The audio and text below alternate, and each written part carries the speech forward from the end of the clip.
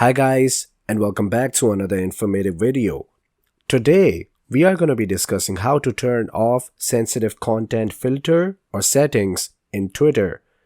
And PS, you cannot do it on your Twitter app on the Android and on the iOS. So what's exactly the catch here?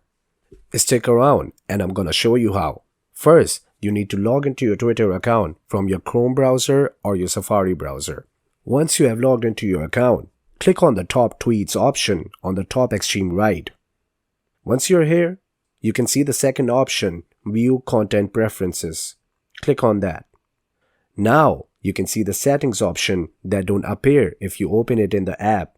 Click on the search settings. Here you have the option to turn off hide sensitive content. Just turn it off. And there you go. Easy, right? We hope to see you next time with another how to do video. Thank you.